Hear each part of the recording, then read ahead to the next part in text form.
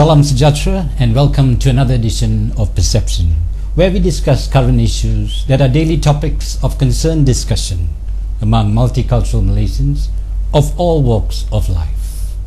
Ladies and gentlemen, our topic of discussion today is minimum wage, illusion or reality. And to discuss this subject, we have with us Yang Berhormat, Mr. R. Sivarasa, Honourable Member of Parliament for Subang. YB, thank you for being with us on this edition of Perception. My pleasure. YB, the pressing need and rallying cry of low-income Malaysians is the realisation of a minimum wage, which was totally disregarded in Budget 2012. How important is a minimum wage for low-income Malaysians at a time of spiralling high cost of living? I think it goes without saying that a minimum wage is a fundamental protection, not just for Malaysian workers but for workers all through the world. A minimum wage is what we call a floor wage, a wage below which no worker can be paid, where an employer can be prosecuted, and subjected to criminal sanctions if they pay less than that. It's a floor. It's a very basic wage. It's not the recommended wage for everybody. No, it's a absolutely fundamentally low, the lowest. It's what simplest put, the floor wage.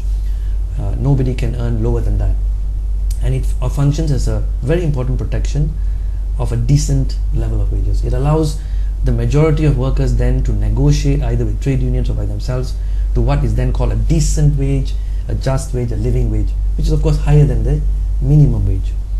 Pakatan Rakyat has been advocating a minimum wage for years now, because for us it is part and parcel of our philosophy of a just, humane, economic environment where the wealth of this nation is justly distributed. We want to see growth, we want to see the wealth of this country multiply, but we also want to see it distributed fairly. And a minimum wage is part and parcel of this process. So we have advocated a minimum wage right from the beginning, and we believe that that's fundamental. And this year, when we presented our alternative budget on Tuesday, the 3rd of October, a few days before the Prime Minister presented the Barisan Nasional budget, we announced our figure for a minimum wage of 1,500 ringgit per month as a standard minimum wage for the whole country. Now, of course, we recognize that Sabah and Sarawak are in a slightly different environment, so we said the implementation for Sabah and Sarawak can be staggered a little later, but this is our starting point. And of course, Barisan Nasional was completely silent, on the question of a minimum wage in terms of announcing an amount. YB, Budget 2012, PM Najib's budget, merely offered token one-off benefits to the low-income groups. Realistically, how long can these one-off token incentives last for the low-income Malaysians? Well, as you put it quite accurately, these are one-offs. So that's exactly how long they last. It's exactly only for that moment. It doesn't go any further. The 500 ringgit to families that are earning less than 3,000 per month is a one-off payment. The 100 ringgit to children in primary school, secondary school, and so on is a one-off payment. And this can be cynically be described as gula-gula, sweets. We are throwing at the voters in a very obvious inducement to support the Barisan Nasional in the election, which we know will be running anytime from the next 2 to 5 months, and all indications are there. And I think this is the fundamental difference between the way the Pakatan budget was explained and announced. As I said earlier, Pakatan's orientation is to look at the 60% of the Malaysian families who are earning 3,000 ringgit a month and below. We're focusing on that group because we find it is that group now, it is a huge group that has been left out of, in a sense, of the mainstream of the sharing of the wealth of this country. And our approach there, for example, in this current budget, we announced financial assistance for the senior citizens, those aged above 60 and earning less than 1,500 ringgit per month. We also announced financial assistance for housewives, and earning in low-income households, but with one fundamental difference: these are not one-off payments. These are policies that will be carried on for year after year. In the same way, for example, that you see the kind of assistance that Selangor has developed in the last few years, Penang has developed, and so on. These are continuing programs, not one-off financial assistance or financial payments made as inducements like what Barisan Nasional is trying to do. YB, PM Najib is always talking about transforming Malaysia into a high-income society.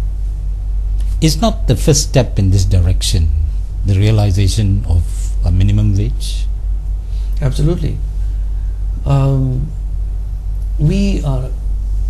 way Barisan Nasional has framed the paradigm of development in the last 20-30 years, we have created a society that's increasingly unequal in terms of the sharing of the wealth. We have the highest Gini coefficient. The Gini coefficient measures the inequality or disparity of the distribution of wealth, and we are the highest in Southeast Asia. We're amongst the highest in Asia, and that's very interesting for a country like Malaysia, which doesn't obviously come across as a country which is so unequally distributed. So what a minimum wage will help us do is to drive wages up, and more importantly, push us to a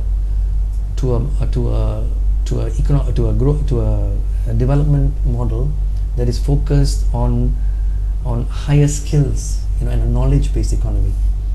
The Barisan Nasional talks the slogans of knowledge economy and so on, but in actual fact, we're still practicing the old style policies of low wages, and for example, by bringing in millions of foreign workers. We have 3.3 documented migrant workers in this country from overseas, possibly another million or more undocumented, and all this is a policy of the Barisan Nasional, and it's helping drive wages down for Malaysians, and this is what we need to address as well. But in short, my point is that, and which you have alluded to, minimum wage is a critical element in ensuring there is a just wage for workers, raising the wage platform and putting the pressure on employers and investors to shift towards what we call a highly skilled, sort of higher skilled industries. Pretty much the way Singapore has gone. Singapore started building this shift from the 70s and the 80s, and that is what has brought them to where they are today. And we need to catch up very quickly, because Indonesia, Philippines, Vietnam, Thailand are doing exactly what we have done before, which is attracting investment with low wages. And we need to get ahead of the game now quickly, before it's too late and before they catch up. YB, what is the real reason that is preventing the UMNO BN government from realizing a minimum wage for low-income Malaysians? Well, okay, of course the representative of the workers, the MTUC, has been advocating a minimum wage for many years, and Pakatan and other has been voicing in favor of a minimum wage. The Malaysian Employers Federation has consistently opposed the minimum wage, for their own reasons. Unfortunately, I think, and the Barisan Nasional government has basically taken that approach as well. Why? And I think that's an interesting feature of the current reality of this country, where you find, and this is largely a legacy of Dr. Mahathir's rule, which I think we are still seeing, is that the business sector, the group that really controls business in this country, is really now quite deeply intertwined with the political masters as well. Businesses and politics have completely mixed, and so the decisions that are made at the level of governance are really, I think, being disproportionately shaped by business interests rather than having a fair input from all sectors of society. I think a society, what we need to have, like what other democratic countries have, is inputs from all stakeholders. So the voice from workers is taken seriously, the voice from trade unions is taken seriously, the voice from employees is also heard. We must of course hear everybody, but right now with the dominance of business interests and cronies of the ruling political parties all working very closely with each other, it is that voice that has dominated, and that voice has consistently said for the last few years, no minimum wage. That voice has said two things: reject minimum wage, and second, it has in the last 10 years particularly, and it took off around 2005, it has encouraged this explosion of the input of migrant workers, foreign workers. So, and that I think that is now one of the biggest obstacles to the wage level of Malaysian workers.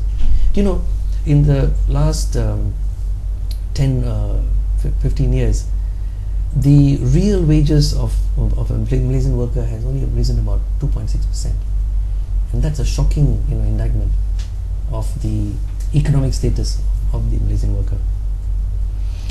YB, besides introducing a minimum wage for low-income Malaysians, what are Pakatan Rakyat's other strategies to alleviate the suffering of the low-income groups?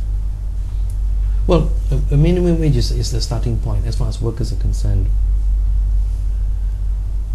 Our analysis of the current woes of the country, or the problems, points to several things. One, the failure of the education system.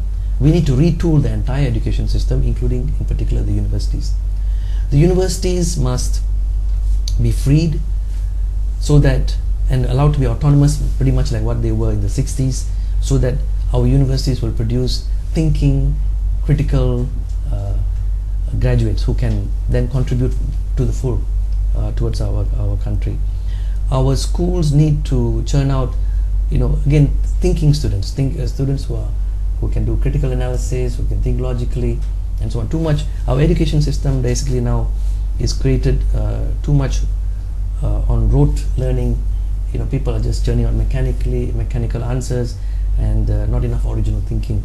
The entire education system needs to be retooled, and so that the quality needs to be uplifted. We need to go back to the days there when University of Malaya was, in the top 100 comfortably, year in, year out, and where today it's dissipated completely from the top few hundred universities in the world. Education, coupled with education, we must take we also focus very much on the vocational training side of things, where we must ensure for every person who is in academic studies, all those who are not there must be given full vocational training and full employment opportunities. These are the ways where you can uplift the earning capacity of people and make sure that they are not just coming out with degrees, or they're coming out with employable skills, and they're readily employable. Pakatan Rakyat's approach is basically to focus also then on the SMEs, the small medium industries. Of course, BN speaks the same language. If you listen to the speech of the Prime Minister, he's mentioning SMEs all the time. But what are they really doing? And I'll just give you one example, for example, to make the point. The national feedlot controversy is being debated in Parliament about how the Barisan National Government organized a loan of 250 million ringgit just to one family. The minister in charge of the women's ministry, her husband and her family got this huge amount of money to open a national project for cattle ranching, and today it's a failure. Today it has apparently 1,000 odd cattle, and it's a disgrace in terms of what it was supposed to achieve. Now, this country is importing 95% of its beef. I've met successful small entrepreneurs who are doing ranching, Bhumiputras and non-Bhumiputras, who say they can sell their beef immediately they produce it. The market is readily available. This 250 million should have been used to support 500 small cattle farmers, $500,000 each, giving them land all over the country. And today we would be importing perhaps only a small portion of our beef. This is an example of the difference between what Barisan National is doing, giving 250 million to one person, one crony, and then the money is dissipated and wasted. We, on the other hand, would make sure that, for example, if we allocated 250 million, that would go to at least 500 or 1,000 small farmers, giving them adequate land, supporting them with all the necessary assistance to make sure then they produce the beef that we then need, and we stop using our foreign exchange to import beef. And that is an example, a concrete example to show how our model of economic development is oriented towards increasing the wealth of the large majority. And that is what it needs to lift this country towards a high income country. YB, we will take a short break now.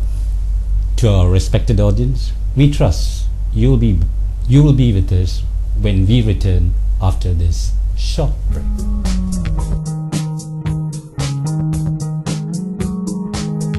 Welcome back to Perception. Ladies and gentlemen, our topic of discussion today is minimum wage, illusion or reality.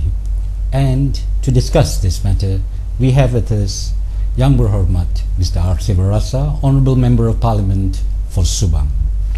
YB, in the absence of a minimum wage and the astronomical number of foreign workers, both legal and illegal, what economic transformation is PM Najib talking about? That's an excellent question. PM Najib has used that word transformation like a mantra, economic transformation. Now, all sorts of acronyms have been thrown around, the so-called NKRAs and then of course the KPIs on top of that. Ultimately, to my mind, these are going to end up as perhaps a nice set of ideas, packaged, slogans, on top of it. But at the end of the day, until his policies address the key issues I mentioned earlier, that is the low level of wages, the issue of the high level of presence of migrant workers, both legal and undocumented, and as well as the structural issues or obstacles facing us in terms of our education system and the lack of skills, or the comparative, I would say, lack of skills of our people, for example, compared to say what Singapore has to offer, or Taiwan or South Korea. These issues must be tackled, and with a serious commitment. If you don't tackle these, then really you're just going to be mouthing a lot of ideas, and which cannot be executed, and which will ultimately go nowhere. So if he is going to be serious about transforming this country as he claims, two things he has claimed. One is, as you mentioned earlier, the high income economy, and recently he has added the best democracy in the world. So let's take that as at his word, at face value. We'll take it at face value, and they have to get serious about a minimum wage, and fast, and it has to be a decent level, and we're waiting to see. We have already announced our level of 1,100 per month, and it is a figure that we're going to be reviewing regularly, to bring it up to scratch quickly. And we will also be dealing with the migrant worker issue, but which is also partly dealt with when you have a minimum wage at a certain acceptable level. That by itself stops or creates a disincentive for employers to bring in migrant workers. Right now they bring in migrant workers as cheap labor, and to some extent forcing Malaysians out of jobs, or forcing Malaysian workers to accept lower wages, and then having to work 2 jobs, work many hours overtime, destroy their family life, social life, and so on. A lot of workers, Malaysian workers, are living those sort of unacceptable lives. So Unfortunately, I do not see any serious policy as far as in terms of dealing with minimum wage so far, and dealing with the migrant worker issues, dealing with the complete reform of the education system, dealing with the skills, the vocational skills that our youth need, and dealing with all the necessary reforms and assistance that our SMEs need. None of this is really happening. There's a lot of hype, there's a lot of talk, a lot of sloganisms, a lot of acronyms, and I think unfortunately this is where it's going to keep going. The PM keeps making these nice speeches, keeps announcing, institutions to do things, but it seems as if the bottom or the base of his own party and the rest of Barisan Nasional are not in entire agreement. YB, what you are saying is you cannot possibly have transformation if you do not have reformation in the first place, right? Absolutely. I think that's the difference between what Pakatan is offering to the people. We are talking about real reform, complete reform. And I think the most fundamental difference between us, leaving aside the differences in economic policy, which I've already explained, is the most fundamental aspect that we believe that political reform is central to any economic transformation of this country. You cannot transform this country economically without democratizing it, without freeing our people. And this is what Pakatan is committed to. It's not sloganizing.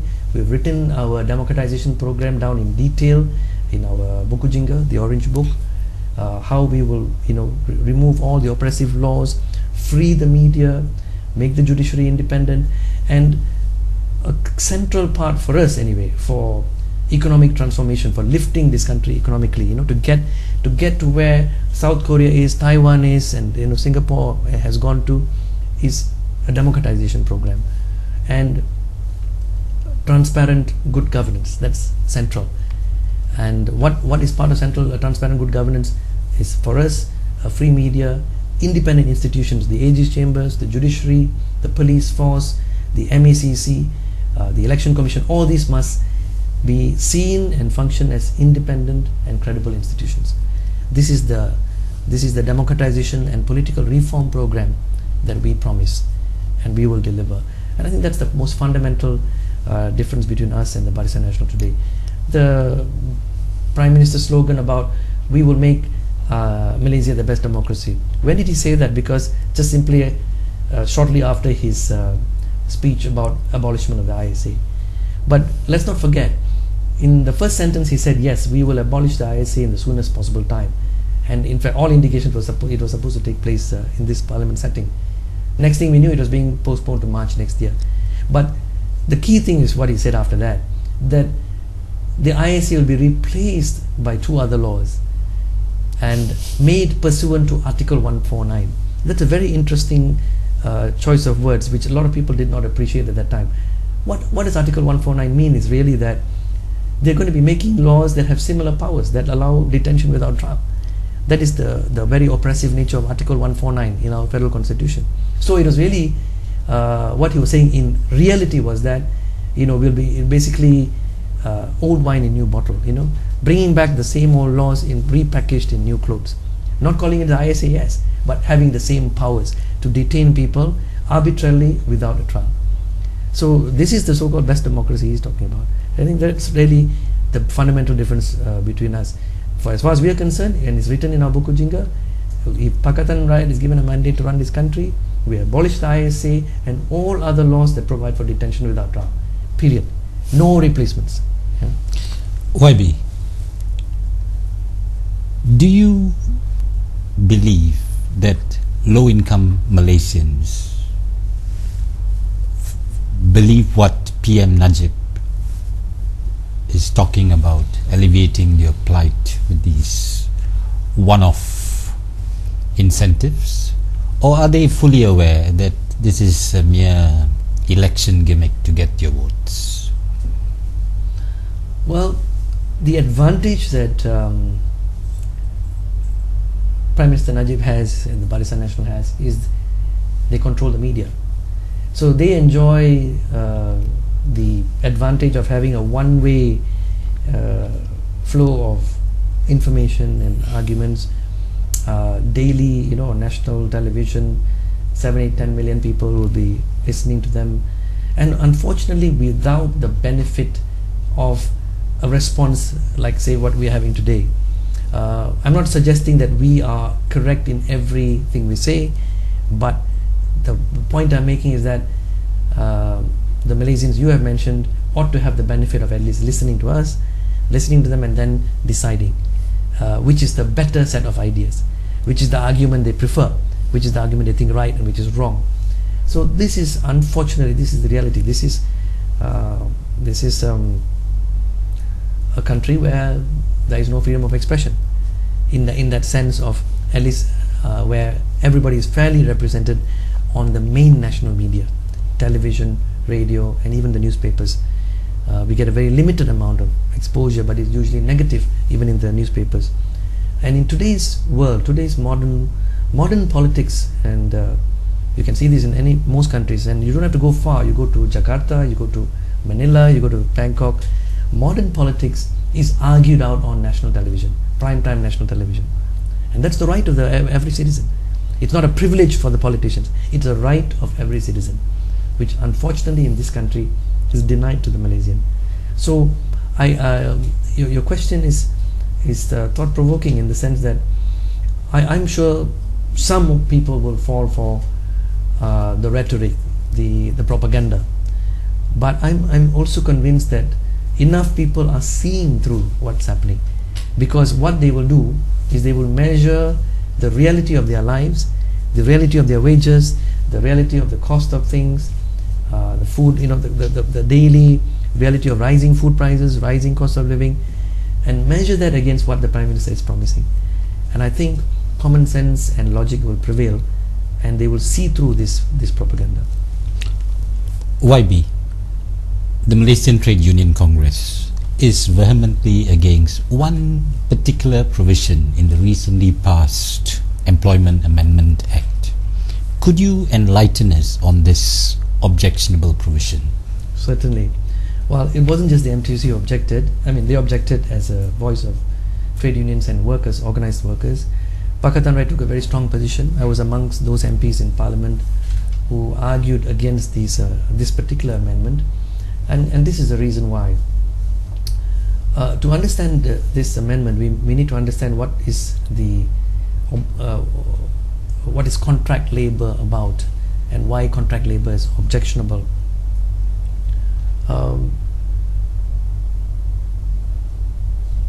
We are reaching a situation today in this country where in a lot of manufacturing establishments, and including a lot of agricultural institutions, but a lot of manufacturing establishments today are employing workers on a contract basis. Now, you need to see how this works. In a large factory which employing several hundred or a couple thousand workers, the workers will come and work, sit at machines and do their work, produce whatever they have to produce, but at the end of the day they are not the employees of the owner of the factory. Now what this means is that they don't have the basic protections given under the labor law in terms of the fundamental protections of their EPF, SOCSO, their retrenchment or retirement benefits, their medical leave, all the usual rights and of which are protections which a worker gets, which are guaranteed by the employer who owns the factory.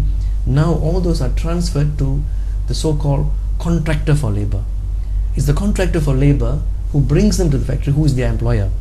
Now that's a guy who could is very or almost in all situations a small-time operator, no assets, and who can walk away from a lot of those responsibilities. So workers who are made to work in such a situation a lot of the time find themselves stripped of all the legal protections which are provided for under the law. So government policy, and this is also written in the Employment Act, should be to ensure that there is minimum or no contract labor in this country. And where it is allowed because the circumstances justify, which is, I'm not saying it's never justified, you do get certain circumstances. For example, sometimes in estates where certain nature of work like weeding or spraying, weed killer, or sprayers and all that, even harvesting can be dealt with by contract labor, and that is why that provision is provided for, but not to encourage it across the board. So unfortunately, this amendment, which was proposed by the Minister for Labour and passed by the Barisan Nasional in Parliament, legitimizes the practice of contract labor.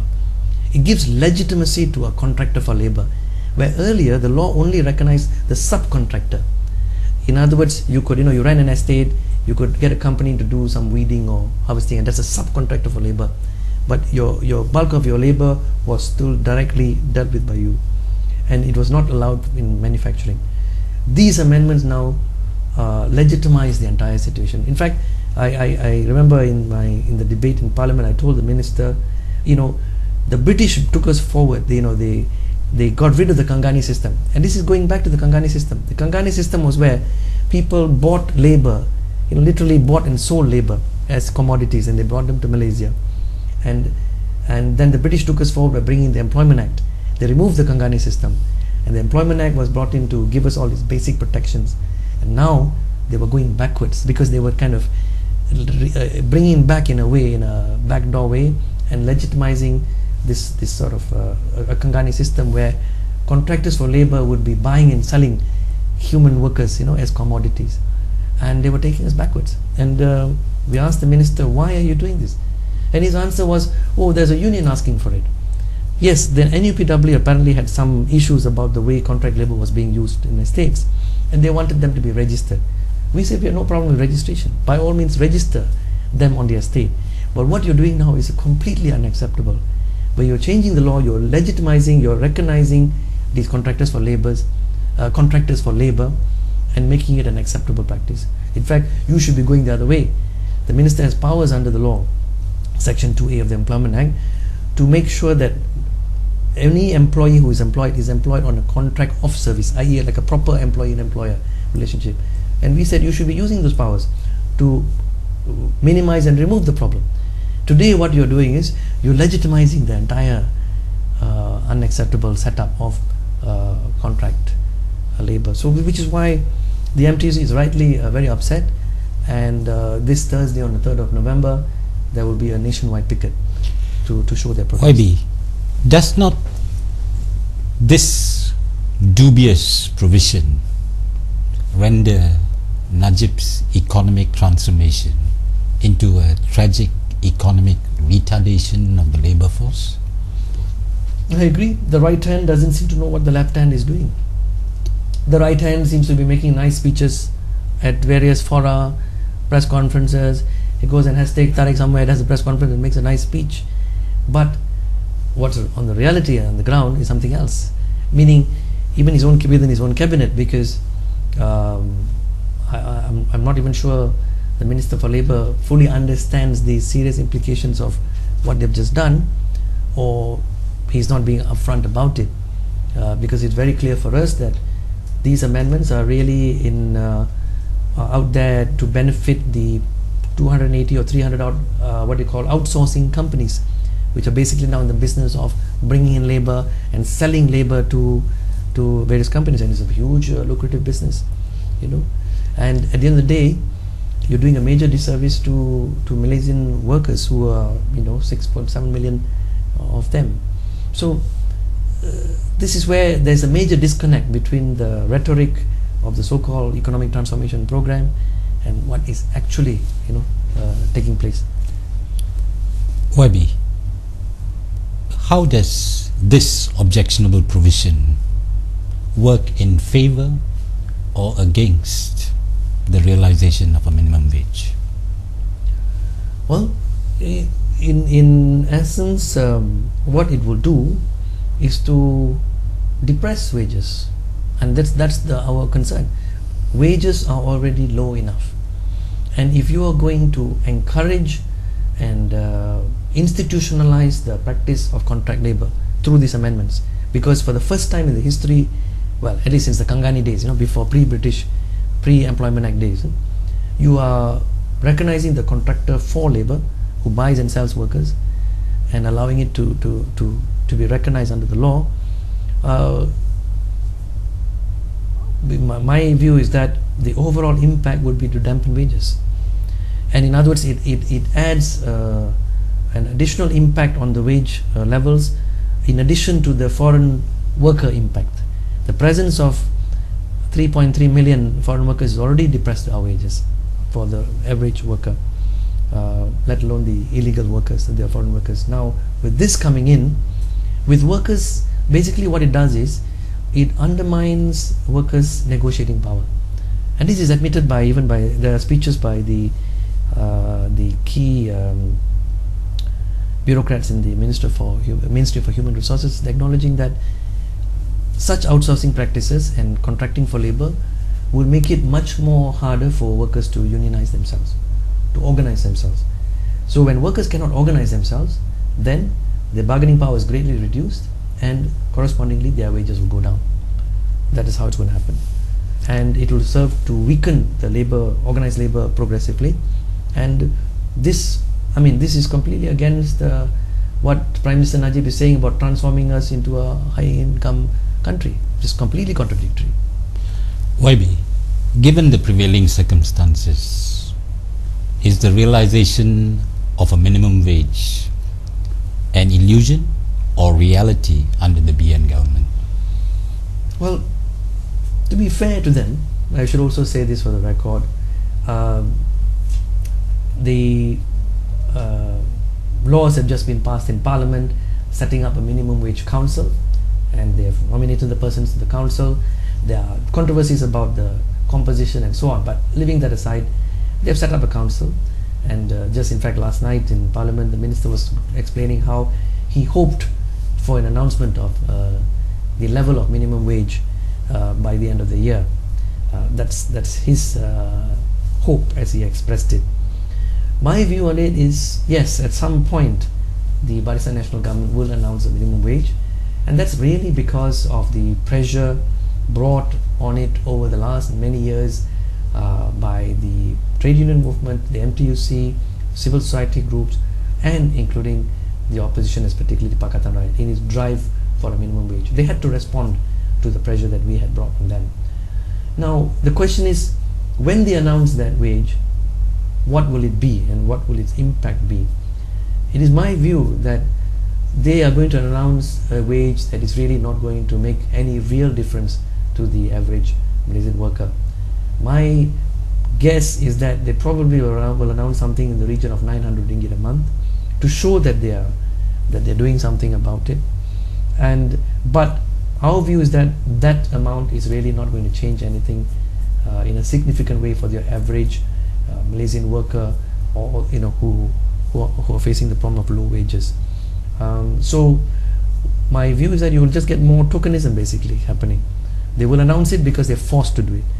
Barisan was forced to respond to our continuing pressure, we have done our research on the subject, and we think it should commence at 1,001 per month, and we only excluding Sabah and Sarawak from immediate implementation to be a staggered implementation, and even that 1,100 has to be reviewed regularly so that Malaysian workers will keep up with workers, their colleagues in other countries, and we are looking at comparables in South Korea and Taiwan.